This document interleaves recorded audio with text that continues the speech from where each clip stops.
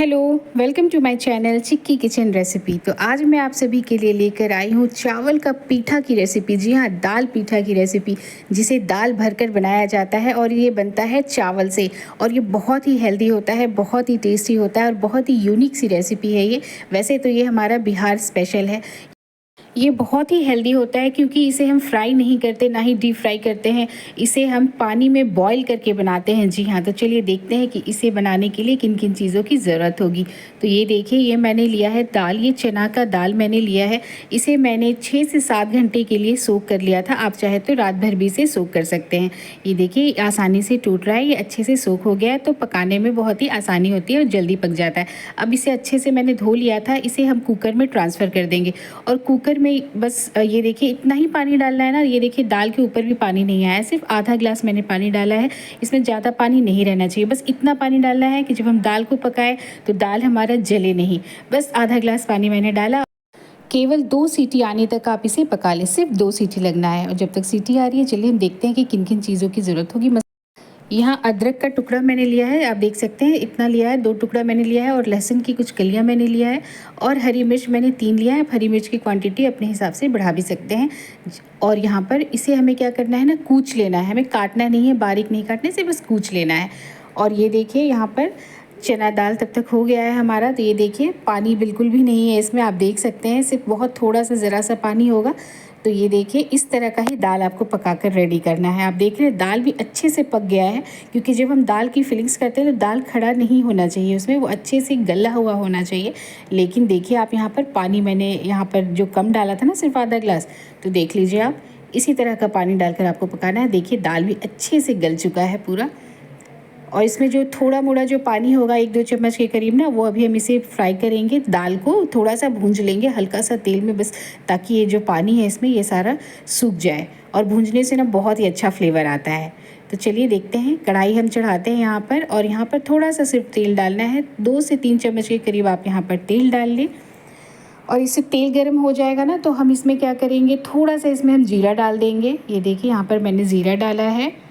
और जीरा के चटकते ही जो हमने मसाले तैयार किए थे ना, कूट कर, जो लहसुन अदरक और हरी मिर्च को हमने कूटा था, उसे हम यहाँ पर डाल देंगे। आप इसे कूच कर डालेंगे ना तो बहुत ही अच्छा फ्लेवर आता है। आप इसे ओखल में भी कूच सकते हैं, आपको जैसे भी कूचना है आप यहाँ पर कूच कर डाल दें। मैंने सिलबट्टे का यूज़ करके इसे कूच लिया था। और इसे थोड़ा सा गोल्डन ब्राउन होने तक की इसे आप भूंज लें, ताकि कच्चापन जो है ना वो निकल जाए लहसुन और अदरक का। तो आप यहाँ पर कूच लीजिएगा। और थोड़ा सा देखिए यहाँ पे 3 से 4 पिंच यानी चुटकी मैंने यहाँ पर हींग का डाला है। हींग आप डाल देंगे ना, बहुत अच्छा टेस्ट, बहुत ही अच्छा फ्लेवर आता है। तो यहाँ पर आप डालकर इसे अच्छे से भूंज लीजिएगा। अब हम क्या करेंगे, दाल डाल देंगे हम यहाँ पर। तो आप दाल देख रहे हैं ना, यहाँ पर बिल्कुल भी पानी नहीं बचा हुआ था मेरा, ये आप देख सकते हैं। इसी तरह से आपको दाल पकाना है, ताकि अगर ज़्यादा पानी हो जाएगा ना तो आपको यहाँ पर पानी सुखाने में फिर बहुत टाइम लग जाएगा।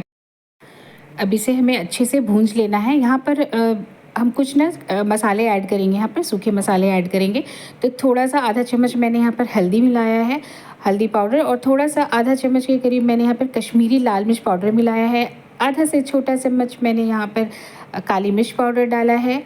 काली मिर्च पाउडर से बहुत ही अच्छा टेस्ट आता है, तो आप इसे स्किप ना करें। और भुना हुआ जीरा मैंने थोड़ा सा डाला है, ज़ीरा पाउडर। अगर आपके पास भुना हुआ जीरा पाउडर नहीं है तो आप इसे स्किप भी कर सकते हैं, लेकिन काली मिर्च पाउडर ज़रूर डालें, बहुत ही अच्छा टेस्ट आता है।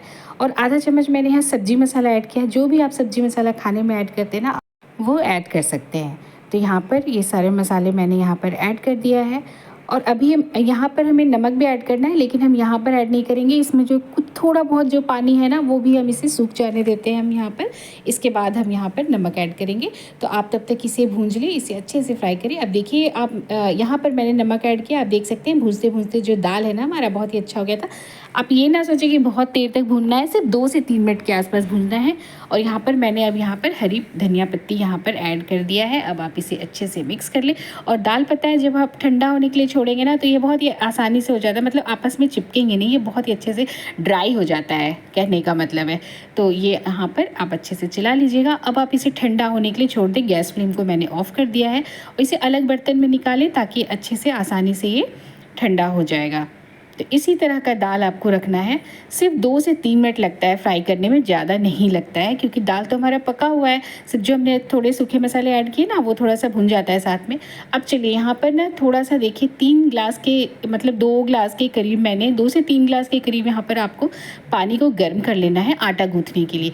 ये मैंने लिया है चावल का आटा। जी हाँ, चावल का आटा में ही पीठा बनता है, तो आपको चावल का आटा ही लेना है। तो ये मैंने आधा किलो लिया है, 500 ग्राम मैंने यहाँ पर चावल का आटा लिया हुआ है। तो इसे ना हम ठंडा पानी से नहीं गूँथेंगे। अब देखिए यहाँ पर पानी मेरा गर्म हो चुका था, तो मैंने उस पतीले से ग्लास में ट्रांसफ़र कर लिया है और यहाँ गर्म पानी मैं ऐड करते जा रही हूँ। और पानी बहुत गर्म है, इसलिए मैं यहाँ पर हाथ से नहीं मिक्स कर रही हूँ। यहाँ पर आप बड़े चम्मच का यूज़ करें और थोड़ा थोड़ा ही पानी ऐड करें, वरना क्या होगा ना, चावल जो है ना, जो हम आटा लगा रहे हैं वो गीला हो सकता है, तो बहुत प्रॉब्लम हो जाएगी। तो यहाँ पर आप इस तरह से करके मिलाते जाइएगा। और जैसे ही ये गर्म पानी अच्छे से मिक्स हो जाए, तब आप अपना हाथों का यूज़ करें और जैसे नॉर्मल आटा लगाते हैं ना, उसी तरह से आपको लगाना है। चावल का आटा क्या है ना, वो आसानी से बंधता नहीं है, इसलिए हम गर्म पानी में करते हैं। कोई आप ल्यूक वार्म वाटर में भी कर सकते हैं, मतलब सुसुम पानी करके भी आप कर सकते हैं। मैंने यहाँ पर थोड़ा सा सुसुम से थोड़ा सा गर्म लिया था, तो आसानी से हो जाता है। ये देखिए। अब चलिए नेक्स्ट प्रोसेस में चलते हैं। हमें एक पतीला लेना है या फिर कढ़ाई, जिस भी बर्तन में आपको बनाना है, आप तसला भी ले सकते हैं। तो यहाँ पर आप पानी उसमें डाल दें, इसी में हमें बॉईल करना है, तो इतना पानी आपको ले लेना है। और इसके बाद ये देखिए, दाल मैं ठंडा होने के बाद आपको दिखा रही हूँ, तब तक दाल भी ठंडा हो चुका है। तो अब देखिए ये ड्राई हो चुका है, तो ये फिलिंग्स अच्छे से मतलब भरने के लिए तैयार हो गया है, अच्छे से स्टफ़ तैयार है यहाँ पर बनकर।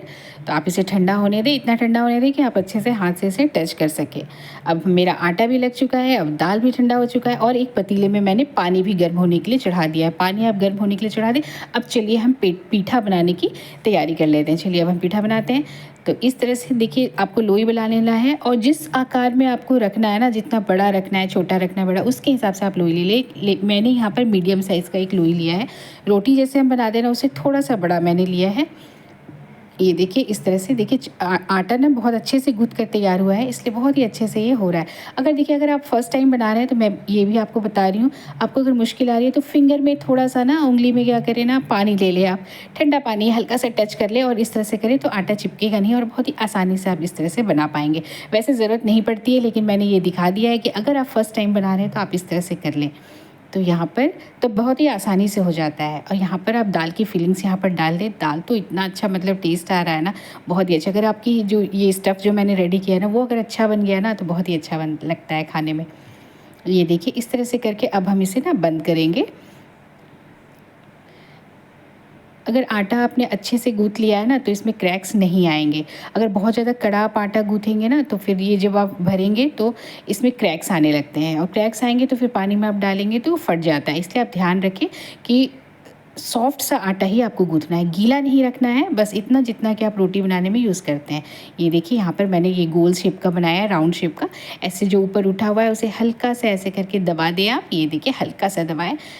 ये देखिए कितनी बहुत ही आसानी से हो जाता है। आप बनाकर देखिएगा, आपको बहुत पसंद आएगी ये रेसिपी और बहुत ही हेल्दी भी होता है, जैसा कि मैंने पहले बताया आपको।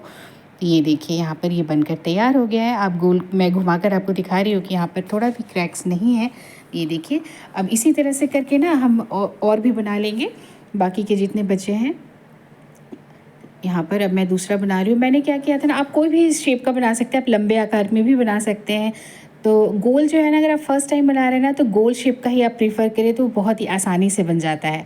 लेकिन मैं यहाँ पर ना आपको लंबा साइज़ का भी बनाकर आपको दिखाऊंगी, लंबा शेप का। तो ये देखिए इस तरह से करके आप मैंने यहाँ पर देखिए मैंने 2 दिखाया है बनाकर आपको, इसलिए ताकि आपको अच्छे से समझ में आ जाए। क्योंकि जो गेहूं का आटा होता है उससे तो हम आसानी से बना ही सकते हैं कोई भी चीज़, लेकिन चावल का आटा में थोड़ी सी प्रॉब्लम आती है। तो आप ये देखिए इस तरह से करके यहाँ पर मैंने फ़ोल्ड कर लिया है और इस तरह से करके आप दबा दें, ये बहुत ही अच्छे से पैक हो जाता है, ये नहीं खुलेंगे, बहुत ही अच्छे से पैक हो जाएगा। तो आप इस तरह से कर लें और इसे हाथ पर लेकर ना इस तरह से रोल कर लें।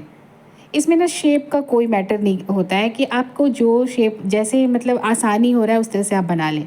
मैं क्या करती हूँ ना, ज़्यादातर जब मैंने फ़र्स्ट टाइम बनाया था तो मैं राउंड शेप का ही बनाती थी। ये देखिए मैंने 5 यहाँ पर बना कर रेडी किया, 2 लंबे साइज़ का और 3 गोल मैंने बनाया है। अब देखिए क्या करना है, पानी जो मैंने चढ़ाया था ये देखिए पूरा खौल रहा है। इसी तरह का जब पानी खौले ना, तब आपको डालना है। ये नहीं कि पानी हल्का सा गर्म हुआ आपने डाल दिया, पानी पूरा खौलना चाहिए, एकदम बहुत अच्छे से तेज़ी से पूरा खौलना चाहिए हाई फ्लेम पर, तब आप डालें। अगर इस तरह का खौल रहा है पानी और इसके बाद आपने डाला है तो आपके जो पीठा है, दाल पीठा, वो नहीं टूटेंगे, नहीं फटेंगे, बिल्कुल भी नहीं फटेगा, उसमें क्रैक्स नहीं आएगा। अब हमें क्या करना है ना, इसे हाई फ्लेम पर ही रखना है, हाई फ्लेम पर ही पकाना है। इसे हम ढक्कन से क्या करेंगे, ढक देंगे। और ढकना नहीं है आपको तो पूरा नहीं ढकना है, देखिए ढकना है, थोड़ा सा गैप आप छोड़ दें, क्योंकि हाई फ्लेम पर गैस मैंने रखा है। तो इस तरह से चढ़ा दें और ये हाई फ्लेम पर आप 10 मिनट तक के लिए इसे पकने दो। जब तक 10 मिनट का हमारे पास टाइम है ना, चलिए बाकी के जो आटा बचा हुआ है मैं उसे भी भरकर तैयार कर लेती हूँ। तो ये देखिए मैं फिर से फिलिंग्स कर रही हूँ। 10 मिनट में ना वो बनकर तैयार हो जाए। आपको पता है, जब जैसे ही आपने डाला ना खौलता हुआ पानी में, 2 मिनट के बाद ना वो सारा ऊपर आ गया होगा, जो भी मतलब है वो ऊपर आ जाएगा। मैं आपको दिखाऊंगी ढक्कन हटाकर, तो मैं 10 मिनट के बाद आपको ढक्कन खोल कर दिखाऊंगी। आप क्या करें ना, पूरा 10 मिनट के बाद ही नहीं, कम से कम 3 से 4 मिनट के बाद भी आप एक बार बीच में चेक कर ले कि कहीं आपका फटा तो नहीं है। लेकिन इस तरह से जैसे मैंने बताया उस तरह से अगर आप बनाएंगे तो बिल्कुल भी नहीं फटेगा, बिल्कुल भी क्रैक्स नहीं आएंगे। आप बेफिक्र होकर आप इस तरह से बना सकते हैं। तो जब तक आपके पास 10 मिनट का टाइम है तो आप बाकी के सारे भी फिलिंग्स बना सकते हैं। मैंने सिर्फ 5 बनाकर डाला है। अगर आपका बर्तन काफ़ी बड़ा होना तो आप उसमें ना 8-10 एक साथ डाल सकते हैं। वैसे मैंने जो डाला है 5, उसमें मैं 2-3 और डाल सकती थी, लेकिन तब तक पानी खौलने लगा था और मैंने 5 ही बनाया था, तो मैंने 5 डाल दिया। तो ये देखिए इस तरह से करके राउंड शेप में मैंने बना लिया है। यहाँ पर मैं फिर से इस बार भी आपको दिखा रही हूँ। देखिए ऊपर से अच्छे से आप दबा लें तो ये बहुत ही अच्छे से बन जाता है। ताकि आपको अच्छे से समझ में आ जाए इसलिए मैंने थोड़ा धीरे करके दिखाया है यहाँ पर। ये देखिए, अब देखिए मैंने आपको बोला था ना, देखिए ये सब पानी के ऊपर आ चुका है, कितने अच्छे से खौल रहा है। ढक्कन हटाकर मैंने देखा, ये देखिए 10 मिनट हो गया है, 10 मिनट के करीब, 10 से 12 मिनट के करीब ना ये बहुत ही अच्छे से पक जाता है। आपको फ्लेम लो नहीं करना है, आप भूलिएगा मत, हाई फ्लेम पर ही इसे पकाना है, बिल्कुल खौलते हुए पानी में पकाना है इसे। ये देखिए अब हम चेक कर लेते हैं कि ये पका है कि नहीं। ये तो पक्का है, 10 मिनट के बहुत काफ़ी होता है। ये देखिए कितना ही अच्छा लगा, और ये थोड़ा फूल गया है, आप देख रहे हैं ना, जब भी आप डालेंगे तो ये थोड़ा फूल जाता है। जो शेप का आप डालेंगे ना उसे थोड़ा सा बढ़ जाता है। ये देखिए मैंने टच करके देखा, ये अच्छे से पक गया, थोड़ा सॉफ्ट सॉफ्ट सा आपको नज़र आएगा ना, तो आप समझ जाए कि ये पक गया है। अगर ना आप आटा बहुत ज़्यादा कड़ा गूँथेंगे ना तो वो थोड़ा सा ये जो ऊपर का है ना वो सॉफ्ट नहीं होता, थोड़ा सा कड़ा, जैसे जब आप खाएंगे ना, जब ठंडा होता है तो थोड़ा रुखड़ा टाइप का लगता है। लेकिन जो मैंने बनाया था ना, ये सॉफ्ट बना था, बहुत ही सॉफ्ट बना था। आप देख सकते हैं कितने अच्छे लग रहे हैं देखने में ना, एक भी नहीं फटा है मेरा पीठा। मैंने बनाया, बहुत ही अच्छा बना था, सबने बहुत तारीफ़ की। तो ये देखिए इस तरह का आप बना लें। और अब आप क्या करें, निकालें 10 मिनट के बाद। आपको 10 मिनट के बाद ना वो पक ही जाएगा, आपको चेक करने की वैसे ज़रूरत नहीं है, आप निकाल लें। ऐसे आप टच करके देखिएगा, अगर लगे ना कि सॉफ्ट सॉफ्ट सा हो गया है तो वो 100% पक चुका है। इस तरह से करके मैंने सारा पीठा को निकाल लिया। ये देखिए मुझे ना गोल शेप का ही ना बहुत अच्छा पीठा लगता है, तो आप देखिए इस तरह से आप ज़रूर ट्राई कीजिएगा। और ये सारे मैंने एक एक करके सारा निकाल लिया, और बाकी की जो पीठा मैंने बना कर रखा था वो इसी खौलते हुए पानी में अब डाल दिया हाई फ्लेम पर। तो यहाँ पर इस बार भी मैंने 5 बनाया और डाल दिया। अब क्या करेंगे, देखिए ये क्या है ना, आप इसे जो ठंडा एक पतीला मैंने लिया है फिर से, और ठंडा पानी यहाँ पर मैंने, ठंडा मतलब फ्रिज का ठंडा नहीं, नॉर्मल सा वाटर आप ले लें और इसे आप पानी में डालें। इसे छोड़ना नहीं है, बस क्या करना है ना, पानी में खौला है ना तो चावल का आटा था तो ये स्टार्च ऊपर में ना जम जाता है, तो आप इसे क्या करें, हल्के हाथों से इसे पोंछ दें इस तरह से ठंडा पानी से और निकाल लें। आप वैसे भी खा सकते हैं, आपको ठंडा पानी में अगर नहीं डालना तो आप नहीं भी डाल सकते हैं, लेकिन वो क्या है ना, थोड़ा सा चिपचिपा सा हो जाता है अगर आप गर्म में खाएंगे तो स्टार्च के कारण। तो इस तरह से आपको पानी में छोड़ना नहीं है, बस डालें आप और इस तरह से पानी में हल्के हाथों से पोंछकर आप इसे निकाल लें। ऊपर का सारा स्टार्च निकल जाएगा, चिपचिपापन निकल जाएगा इसका। तो ये एक प्रोसेस में है, तो आप इसे ठंडा पानी पहले से पतीला में रेडी करें, उसमें डालें और अच्छे से पोंछ कर इसे निकाल लें। तो ये देखिए मैंने एक एक करके 5 को पोंछ कर निकाल लिया है। अब आप इसे खाएंगे तो बिल्कुल चिपचिप नहीं लग करेगा और ये बिल्कुल रेडी है। और ये देखिए जो सेकंड बैच में मैंने डाला था वो भी अब बनकर रेडी है। मैं निकालते जा रही हूँ, ठंडा पानी में मैंने डाल दिया। अब सेम प्रोसेस करेंगे, सबको अच्छे हल्के हाथों से इसे ठंडा पानी में मैंने पोंछ दिया है जो और इसे रख, ये देखिए मैं दिखा रही हूँ आपको, बिल्कुल चिपचिप नहीं कर रहा है, स्टार्च बिल्कुल हट गया है। ये देखिए बनकर बिल्कुल रेडी है और ये बहुत ही अच्छा लगता है खाने में। आप इस तरह से ज़रूर ट्राई कीजिएगा। अगर आपको मेरी ये रेसिपी पसंद आई होगी तो please subscribe my channel, like भी कर दीजिएगा, शेयर भी कीजिएगा और कमेंट भी करके ज़रूर बताइएगा। ये बहुत ही अच्छा लगता है, बहुत ही हेल्दी। आप अपने बच्चों को खिलाइए, किसी को भी खिलाइए, बहुत ही पसंद आएगा। ये देखिए मैं तोड़ कर दिखा रही हूँ, इसकी फीलिंग्स बहुत ही अच्छी थी। जो स्टफ़ है मैं यहाँ पर तोड़ कर आपको दिखाऊँगी। ये देखिए ये देखिए कितना अच्छा लग रहा है ना, ऊपर से भी अच्छा लग रहा है, अंदर भी कितना अच्छा लग रहा है। इसका जो मसाला बनकर तैयार हुआ था बहुत ही अच्छा लगता है। लहसुन अदरक का जो फ्लेवर आता है ना, बहुत ही अच्छा, बहुत ही यम्मी लगता है। तो चलिए, मैं तो चली खाने, अब आप भी बनाइए, ट्राई कीजिए। चलिए बाय।